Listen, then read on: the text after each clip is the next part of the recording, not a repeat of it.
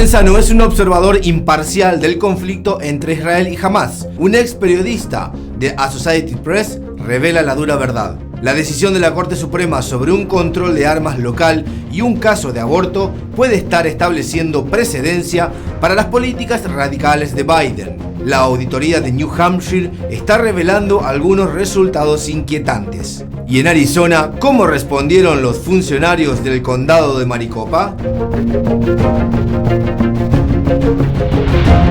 Bienvenidos a Factor Sorpresa.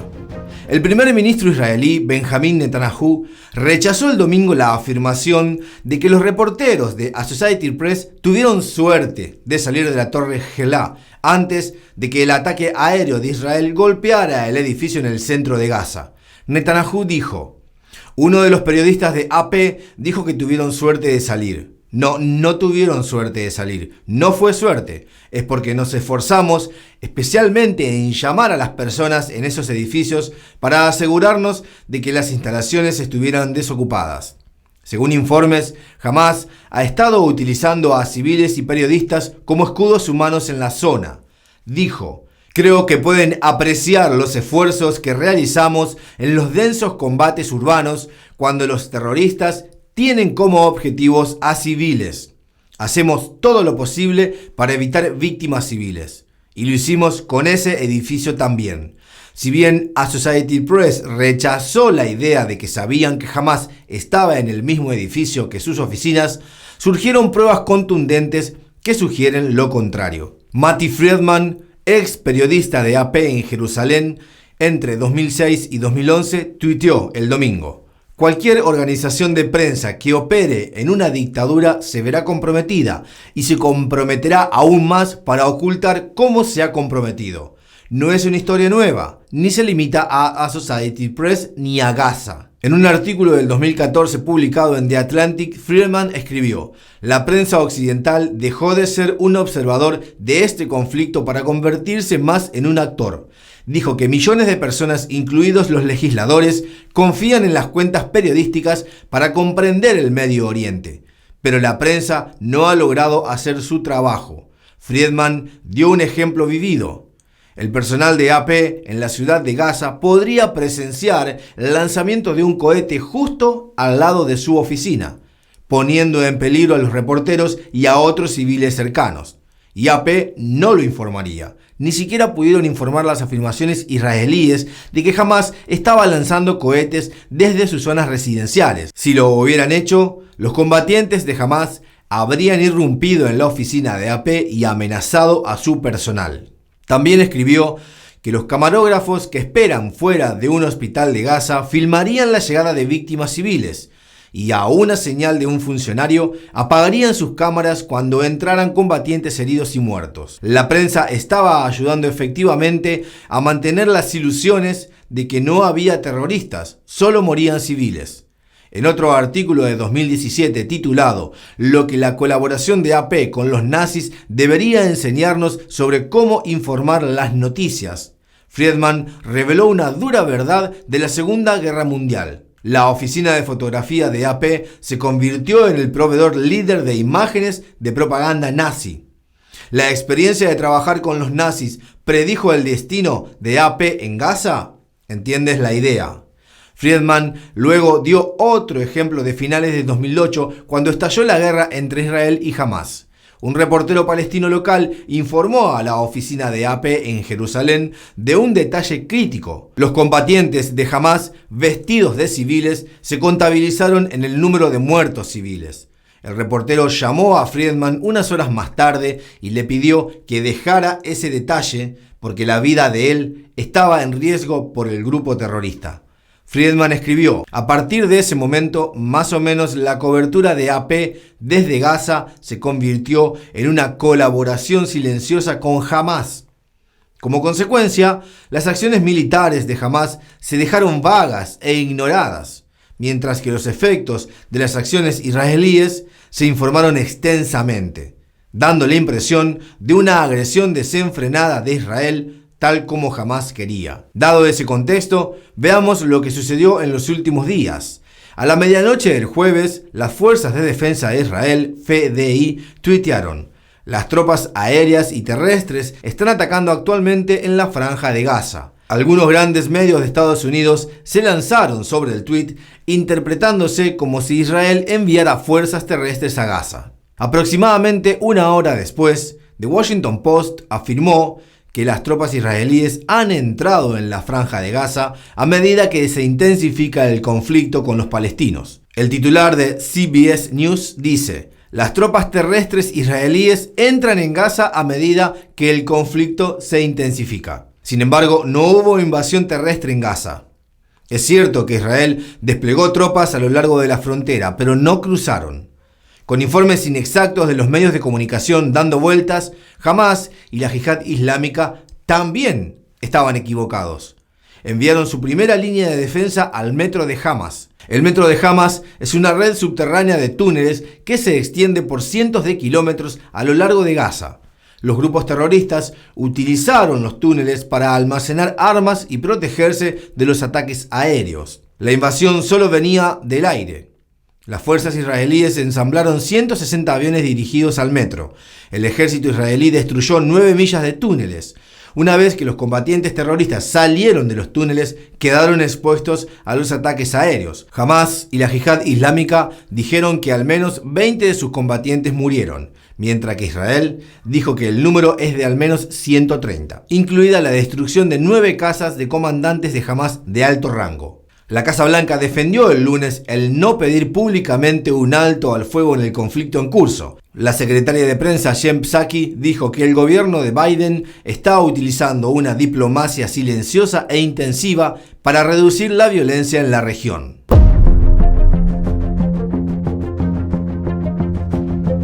Ahora regresemos a los Estados Unidos. La Corte Suprema rechazó unánimemente los argumentos de la administración Biden en un caso de Rhode Island de que se debería permitir que la policía ingrese a las casas sin una orden judicial para apoderarse de las pistolas. Edward Caniglia demandó a la policía de Cranston por violar sus derechos constitucionales al quitarle sus armas sin una orden judicial y negarse a devolverlas. El demandante tuvo un desacuerdo con su esposa. Cuando la discusión se intensificó, Caniglia sacó un arma descargada y le dijo a su esposa que le disparara. Preocupado de que Caniglia pudiera tener tendencias suicidas, su esposa pidió a la policía que realizara un control de bienestar y le quitaron las armas.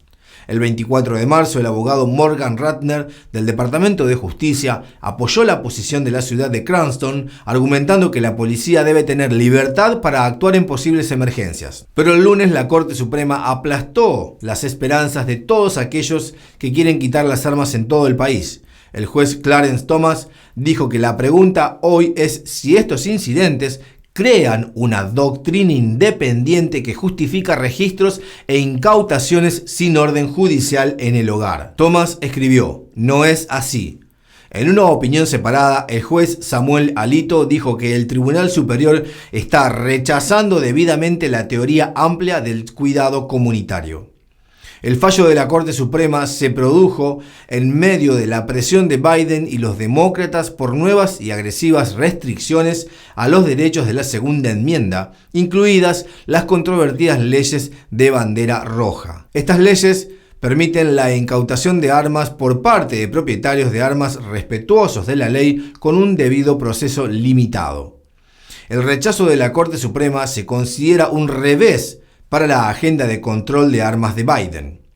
Es posible que la policía haya tomado la decisión correcta de apoderarse de las armas de Caniglia sin una orden de cuidado para reducir el daño potencial, pero dicha incautación de armas se otorga caso por caso.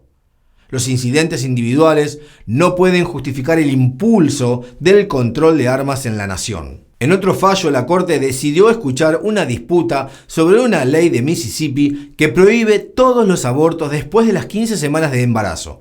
La audiencia podría poner a la Corte ahora mayormente conservadora en el lado opuesto de Roe vs. Wade, una decisión histórica de 1973 que legalizó el aborto en los Estados Unidos. La Corte ha visto un cambio de sus inclinaciones más liberales a una Corte conservadora de 6-3. Poniendo en duda el futuro de su postura pro aborto de larga data.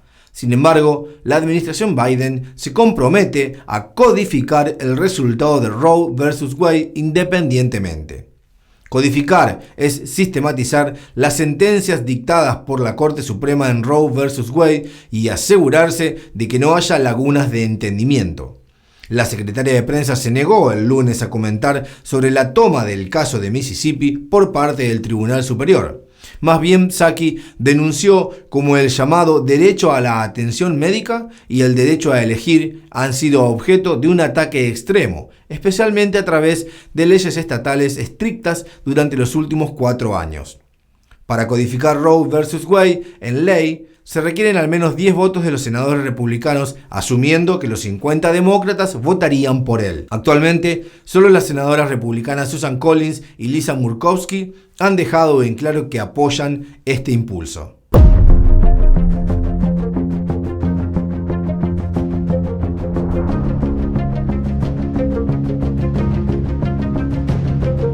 El viernes pasado, el Departamento de Comercio publicó su informe de abril.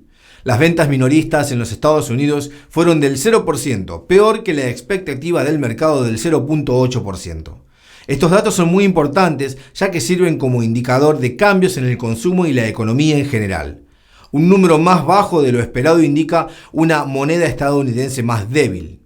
Según la última actualización de la Reserva Federal del 28 de abril, se espera que las políticas de tasas de interés ultra bajas continúen hasta que haya más evidencia de crecimiento económico. El oro tiende a beneficiarse de un entorno de tipos de interés más bajo, ya que el costo de mantener lingotes que no rinden es bajo. Ahora, un dólar estadounidense más débil y una fuerte tasa de inflación mundial están impulsando la demanda de oro. Los precios del oro subieron a su nivel más alto en más de 3 meses.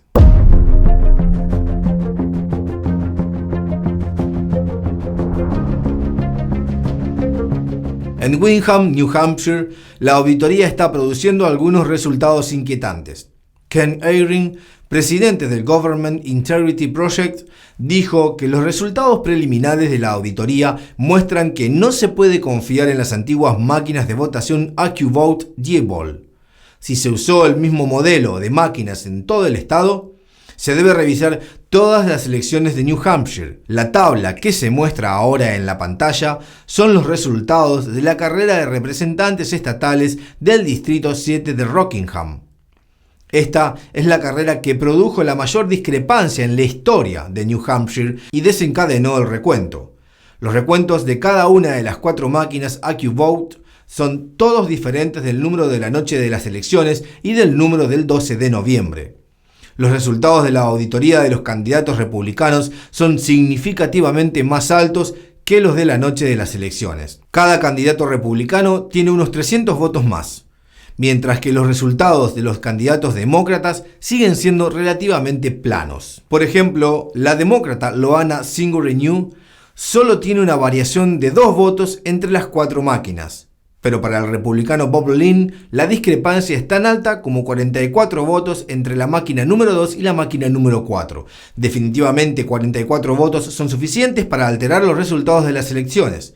Eyring dijo que se debe considerar el conteo manual de cada voto en la noche de las elecciones. Si países enteros como Canadá, Australia y el Reino Unido pueden contar manualmente todos sus votos, las ciudades y pueblos de New Hampshire también pueden hacerlo. Eyring también proporcionó resultados de auditoría preliminares de otras carreras.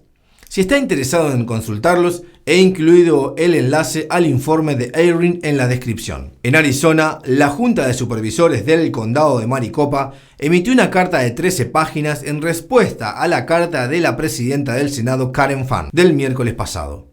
En comparación con la solicitud de Fann, la respuesta del condado fue enojada y agresiva.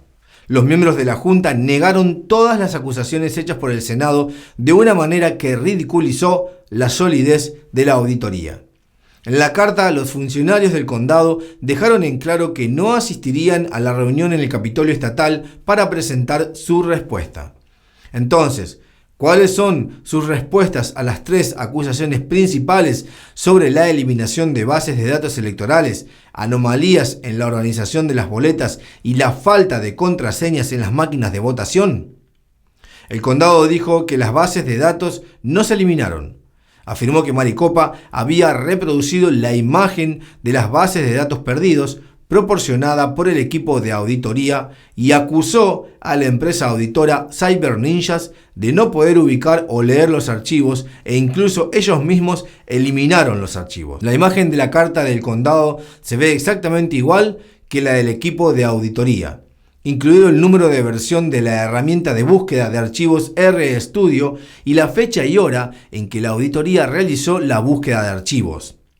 Esto se ve raro. No sabemos si el condado realmente pudo replicar la imagen o si la copió y pegó en su propia respuesta. Sobre la discrepancia significativa entre el número real de boletas contenidas en un lote y el total indicado para el lote, Maricopa afirmó que las boletas faltantes eran boletas enviadas al proceso de adjudicación, por lo que no estaban presentes en el lote.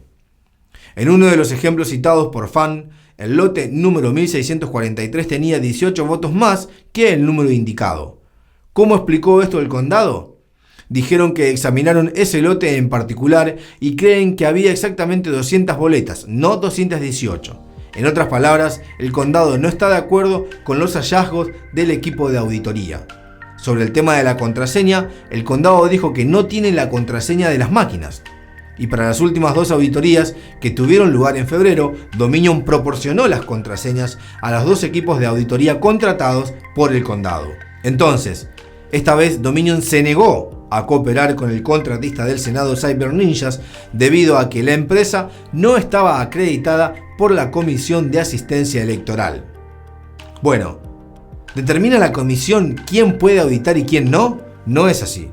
De hecho, la propia comisión es cuestionable. En 2019 contrató a Jessica Bowers para su programa de certificación del sistema de votación. Bowers había trabajado para Dominion durante 10 años. La comisión contrató a alguien con un conflicto de intereses.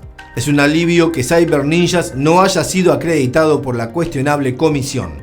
Al final de la carta, los funcionarios del condado de Maricopa pidieron el fin inmediato de la auditoría. Bueno, lo que escribieron en esas 13 páginas no resiste mucho escrutinio.